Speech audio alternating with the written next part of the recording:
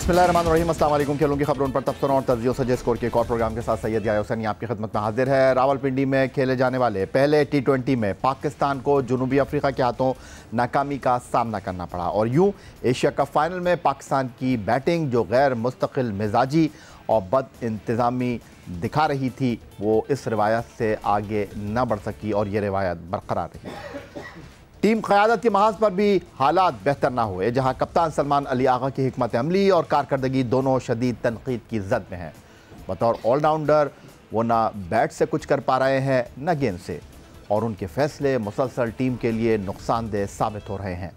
Allrounder Faheem एस्टफ जैसे तजुर्बेकार bowling allrounder को मुकम्मल तौर पर बॉलिंग से दूर रखना नाकाबिल फ़हम गलती थी, जबकि दूसरी तरफ जनूबी अफ्रीका के नौकेस फास्ट बॉलर्स ने पाकिस्तानी तजुर्बेकार अटैक को मात देकर अपनी सलाहियतों का वाज़ेह ऐलान किया। सायम अयूब के किरदार के बारे में अब तक गैर यकीनी सूरत हाल बरकरार है। एक कमज़ोर जनूबी अफ्रीकी स्क्वाड के मुकाबले में पाकिस्तान की ये शिकस्त महज एक हार नहीं बल्कि सवालों का एक ऐसा तूफ़ान है। क़यादत, मनसूबाबंदी और मजमूई सोच सब कुछ दोबारा परखने का वक्त आ गया है। पाकिस्तान और जनूबी अफ्रीका के दरमियान 2 टेस्ट पर मुश्तमिल सीरीज़ के बाद अब मुख्तसर फॉर्मेट की T20 सीरीज़ पहला मैच कल पिंडी में पाकिस्तान टीम को नाकामी का सामना करना पड़ा, और इस हवाले से गुफ्तगू के लिए स्टूडियो में हमें ज्वाइन कर रहे हैं पाकिस्तान के टेस्ट फास्ट बॉलर, कौमी सिलेक्शन कप्शन कमेटी के साबिक रुकन सिकंदर बख्त, और उनके साथ मौजूद हैं रोज़नामा जंग कराची के senior cricket sports correspondent Abdul Majid Bhatti साहब। T20 में पहले ही अपनी गैर तसल्ली कारकर्दगी के बायस दबाव का शिकार कप्तान सलमान अली आगा के लिए जनूबी अफ्रीका के खिलाफ पहला मैच किसी भी तौर निजात दहिंदा साबित ना हुआ। पावर प्ले के अख्ताम पर जब वो नंबर 4 पर बैटिंग करने के लिए आए तो हस्बे मामूल सुस्त आगाज ने टीम को मजीद मुश्किल में ढकेल दिया। हर गुजरती गेंद के साथ मतलूबा रन रेट बढ़ता गया और वो दबाव में जकड़ते चले गए। पहली 6 गेंदों पर महज 2 रन बनाने के बाद कार्बन बॉश की 144 किलोमीटर फी घंटा की तेज़ गेंद सीधी उनकी रान पर लगी। रिव्यू लेने के बावजूद वो बच ना सके। ये उनके लिए एक और मायूस कुन लम्हा था, ऐसे दिन पर जब बॉलिंग में भी वो असर छोड़ने में नाकाम रहे। सिर्फ 1 ओवर करवाया, 15 रन दिए और कोई विकेट हासिल ना कर सके। बात सिर्फ यहीं तक महदूद न रही। एशिया कप से पहले 3 मुल्क की सीरीज़ से अब तक सलमान अली आगा अपनी कप्तानी और कारकर्दगी दोनों में शायकीन क्रिकेट को मायूस ही कर रहे हैं। वो आखिरी 12 मुकाबलों में 11.81 की औसत से सिर्फ 130 रन स्कोर कर सके, जिसमें उन्होंने 152 गेंदों का सामना किया और उनका स्ट्राइक रेट 85.5 रहा। सलमान अली आगा को बतौर ऑलराउंडर टीम में शामिल किया जाता रहा है, लेकिन आखिरी 12 मैचों में उन्होंने सिर्फ 4 ओवर्स ही कराए, जिसमें 34 रन दिए और 1 विकेट अपने नाम की। सिकंदर बख्श साहब, गुफ्तगू की शुरुआत आप ही से कर लेते हैं। जिस टीम का लीडर ही फ्रंट से लीड ना कर रहा हो, जिस टीम का लीडर ही कारकर्दगी का मुजाहरा ना कर रहा हो तो फिर उस टीम के हवाले से तो ये तहफ़्फ़ुज़ात अपनी जगह मौजूद है। सलमान अली आगा की अहलियत और सलाहियत पर कोई सवाल नहीं है, लेकिन बतौर कप्तान अगर वो कॉम्प्रोमाइज़ कर रहे थे, सेक्रीफाइस कर रहे थे 3 मुल्क की टूर्नामेंट में, एशिया कप में, हम वेस्ट इंडीज़ में बांग्लादेश के ख़िलाफ़ मुख्तलिफ कॉम्बिनेशन आजमा रहे थे, लेकिन अब तो सलमान अली आगा को बैट और बॉल के साथ इंसाफ करना पड़ेगा। कारकर्दगी नहीं दिखाएंगे तो सबसे पहले कप्तान हदफ तनकीद बनेगा। देखिए, इसमें मैं भी शामिल हूँ। मैंने खुद टीवी पे बैठ के ये बात कही थी कि सलमान अली आगा को ट्राई कर लेना चाहिए एज अ कैप्टन। मुझे वो काफ़ी मतलब एक मैच्योर बॉडी लैंग्वेज उनकी बड़ी ज़बरदस्त लग रही थी, मगर मैं खुद एक्सेप्ट करता हूँ कि मेरी से गलत मेरी जजमेंट थी। तो अब मैं ये समझता हूँ कि आपने जिस तरह कहा कि उनकी जगह वैसे नहीं बनती। जब कप्तान तब्दील होने की बात हो रही थी तो मैं ये समझ रहा था कि T20 का कप्तान तब्दील होगा, इसलिए कि वर्ल्ड कप तो T20 का आ रहा है। अभी तो वनडे का जो वर्ल्ड कप है वो तो 27 में है, तो इसलिए मैं तो उसको समझ रहा था, मगर शायद कुछ और गेम हो गया। तो आप बिल्कुल सही कह रहे हो। मेरे हिसाब से जो टीम कल खेली है उसके अंदर 2-4 जो है मैंने इससे पहले भी प्रोग्राम में एक बात कही कि देखें वर्ल्ड कप आ रहा है। बायलैटरल सीरीज़ आप जितनी भी देंगे खेलने जीतने कुछ नहीं होगा, वर्ल्ड कप के आपके लिए इम्पोर्टेंट होता है। साउथ अफ्रीका ने अपने सारे नए लड़के खिला दिए हैं, पुरानों को उन्होंने होल्ड करके रखा हुआ है, उनको बाद में उनको शामिल करें।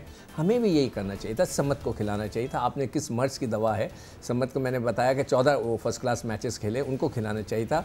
उसके अलावा एक और उस्मान तारिक है, उसको खिलाना चाहिए था। वसीम का ये 13वां मैच हो गया पाकिस्तान टीम के साथ, वो बेंच पे बैठे 13 मैच और उसको नहीं खिला रहे, तो फिर रखा क्यों है? तो ये सारे लड़कों को मेरे हिसाब से इस सीरीज़ में खिला दें ताकि हमें पता चल जाए कि ये लड़के इस काबिल हैं कि नहीं हैं।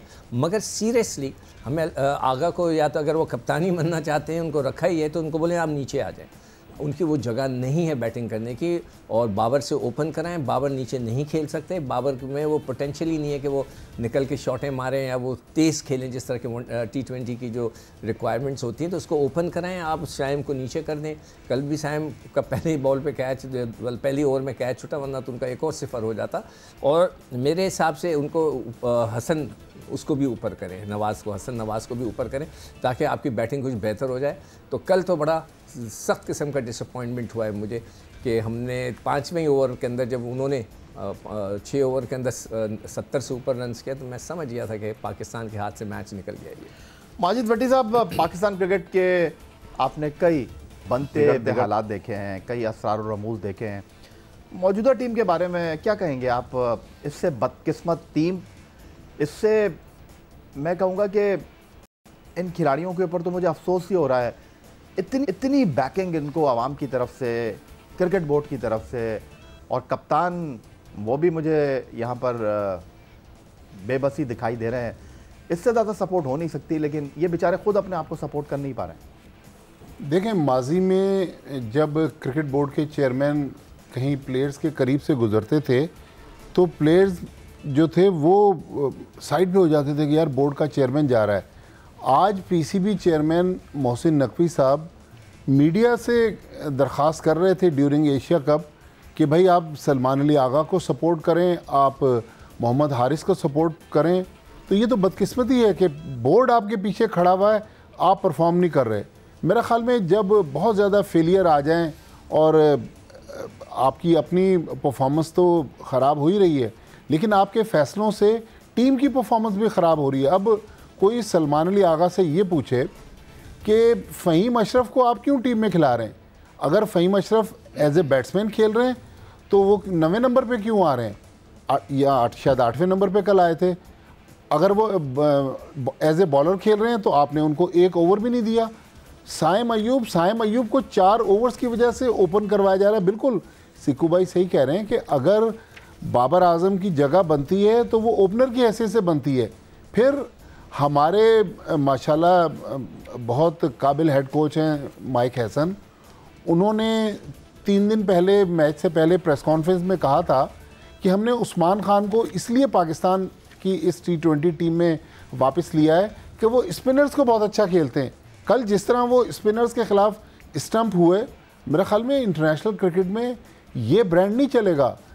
हसन नवाज़ इंतहाई अदब के साथ उन्होंने शुरू में बहुत अच्छी बैटिंग की है, लेकिन अब जब से बड़ी टीमें अफ़गानिस्तान के ख़िलाफ़ आप देख लें ट्रायंगुलर टूर्नामेंट में, या कल हमने उनको देखा साउथ अफ्रीका के ख़िलाफ़, हसन नवाज़ को भी अब हरीफ टीमों ने पकड़ लिया। मेरे ख़्याल में अब हमें एक pool of players 20-24 players announce कर देने चाहिए कि ये हमारे वर्ल्ड कप के प्लेयर्स हैं। लेकिन मेरे ख़्याल में इस प्लानिंग के साथ, इस कप्तान के साथ, हालांकि कप्तान अब 3 महीने वर्ल्ड कप में रह गए, शायद कप्तान की तब्दीली भी ठीक नहीं है, लेकिन अब सवाल ये भी है कि अगर हम हटा देते हैं सलमान अली आगा को तो क्या फिर हम दोबारा शाहीन शाह आफरीदी को कप्तान बनाएंगे? तो मेरे ख्याल में इस वक्त इतनी खिचड़ी पक गई है, लेकिन पाकिस्तान क्रिकेट को होम ग्राउंड पर इस तरह हारता हुआ देख के दुख होता है कि हमारी शायद क्रिकेट का इतना बुरा हाल नहीं है जितनी हमारी टीम ग्राउंड में रिजल्ट दे रही है। यही सबसे बड़ा सवाल है कि ना हम बाहर जाकर जीत रहे हैं, ना हम घर में जीत रहे हैं, तो फिर करें तो क्या करें इस टीम के साथ। प्रोग्राम में वक्त हुआ एक, और अभी तो एक ही मैच हुआ है, 2 T20 मैच बाकी हैं। कदाफी स्टेडियम लाहौर इन मुकाबलों का मेज़बान होगा, और फिर इकबाल स्टेडियम फैसलाबाद में 3 एक रोज़ा मैचों की सीरीज़ है। मज़ीद गुफ्तगू एक ब्रेक के बाद।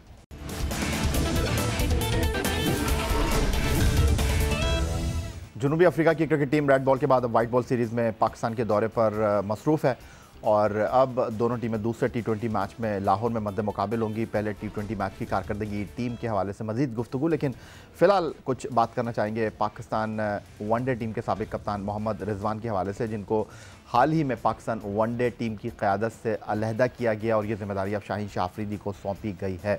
कल जब पाकिस्तान टीम पहला T20 मैच खेलने की तैयारी कर रही थी और लोग पाकिस्तान और जनूबी अफ्रीका के दरमियान पहले T20 मैच के लिए पाकिस्तान के जुड़वां शहरों इस्लामाबाद रावलपिंडी से पिंडी स्टेडियम का रुख कर रहे थे तो एक खबर मंजर आम पर आई और वो ये थी कि पाकिस्तान टीम के test wicket keeper Mohammad Rizwan ने पाकिस्तान क्रिकेट बोर्ड के सेंट्रल कॉन्ट्रैक्ट 2025-26 पर दस्तखत नहीं किए हैं। उन्होंने कुछ तहफ़्फ़ुज़ात का इजहार किया है और उसमें सारे फहरिस्त ये है कि उनको ए कैटेगरी क्यों नहीं दी गई, उनको वनडे टीम की क़यादत से क्यों अलहदा किया गया, वो T20 टीम में नहीं है।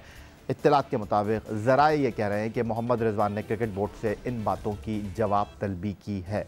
दूसरी तरफ पाकिस्तान क्रिकेट बोर्ड ने ए कैटेगरी में इस बार सेंट्रल कॉन्ट्रैक्ट की किसी खिलाड़ी को नहीं रखा। कारकर्दगी इस बात का तकाजा कर रही थी कि ए कैटेगरी में आप कैसे रख सकते हैं बाबर और रिजवान को, जो कि तीनों फॉर्मेट खेल ही नहीं रहे। उसके बाद बी कैटेगरी में 10 खिलाड़ियों को रखा गया, सी कैटेगरी में 10 खिलाड़ियों को रखा गया और डी कैटेगरी में 10 खिलाड़ियों को रखा गया।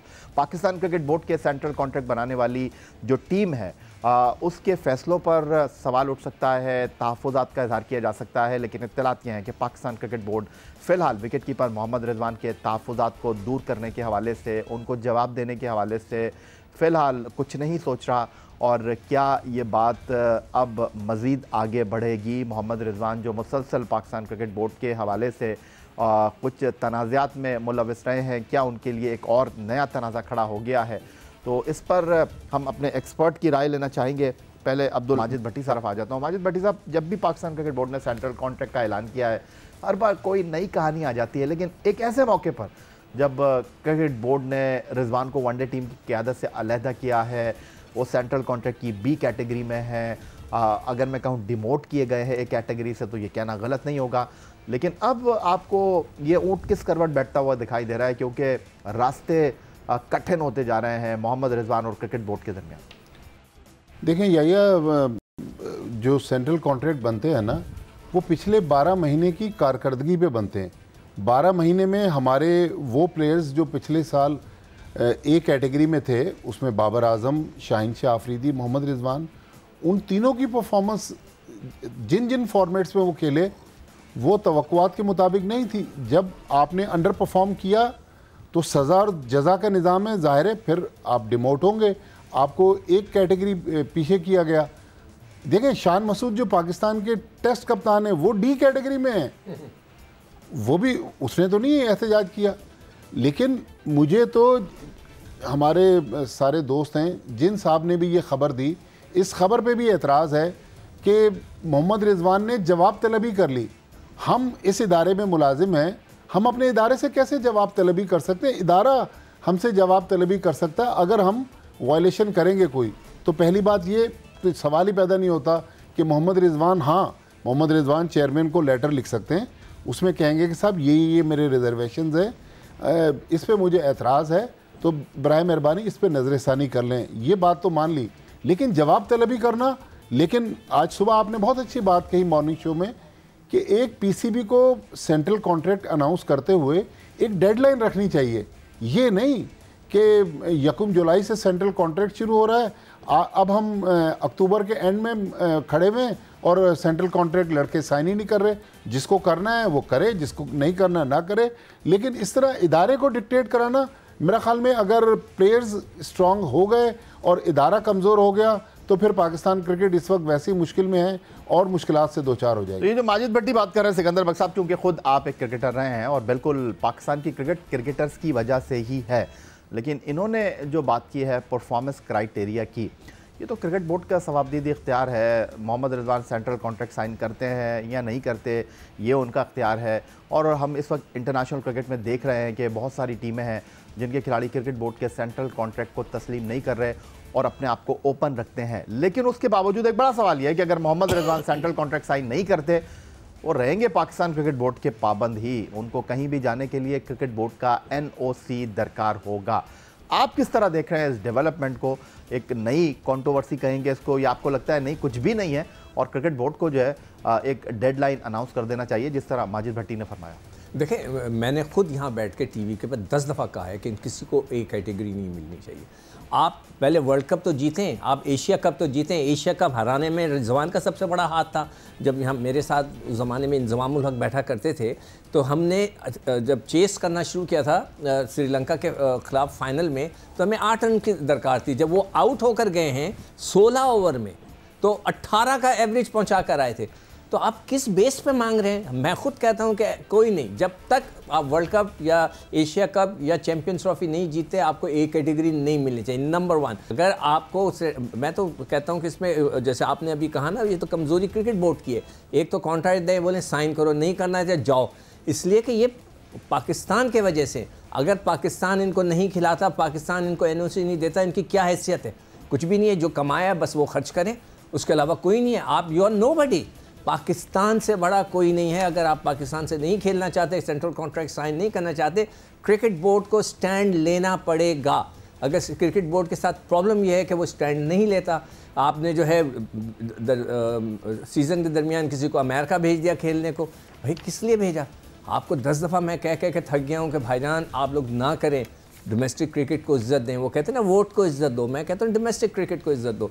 तो मैं समझता हूँ कि रिजवान साहब को मैं ये कहना चाहता हूँ, पाकिस्तान से बड़े नहीं है। अगर पाकिस्तान से बड़े, अगर पाकिस्तान क्रिकेट बोर्ड ने आपको एनओसी नहीं दिया, आपका सेंट्रल कॉन्ट्रैक्ट आप साइन नहीं किया, आप रहें। सिकंदर भाई 79 में मुझे याद है सरफराज नवाज पाकिस्तान के सुपरस्टार थे, उन्होंने पीसीबी के कहने पे शायद कोई फर्स्ट क्लास मैच नहीं खेला था, तो वो इंडियन टूर के लिए सिलेक्ट नहीं हुए थे। मैं सही कह रहा हूँ? यार ये मुझे नहीं पता कि वो उस बेस पे सेलेक्ट नहीं हुए थे, मगर ये कि ये ज़रूर था कि वो उस टूर पे उनको नहीं सेलेक्ट किया गया था, मगर ये बेस मुझे नहीं पता इसकी थी या नहीं थी। देखें दुनिया में पाकिस्तान जो भी रिजवान की हैसियत है, जो भी उनके रेपुटेशन है, जो स्टेटस है उनका, जो कुछ भी है वो पाकिस्तान की वजह से।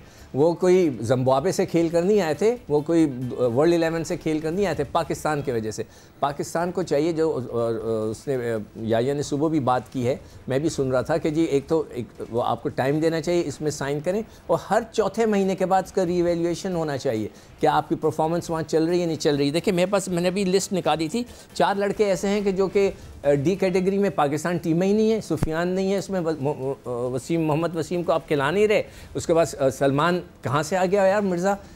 4 मैच उसने फर्स्ट क्लास के खेले में, उसको सेंट्रल कॉन्ट्रैक्ट मिला हुआ है, घर बैठे वो भी पैसे कमा रहा है। तो कैसे? ये गलती है आप लोगों की यार, आप क्रिकेट बोर्ड की गलत स्ट्रेटजी है कि जो आपने ये सेंट्रल कॉन्ट्रैक्ट दिए, प्रॉपर तरीके से देने चाहिए। और जो लड़के पाकिस्तान टीम में खेल रहे हैं उनके पास सेंट्रल कॉन्ट्रैक्ट्स नहीं है, ये कैसा सेंट्रल कॉन्ट्रैक्ट है?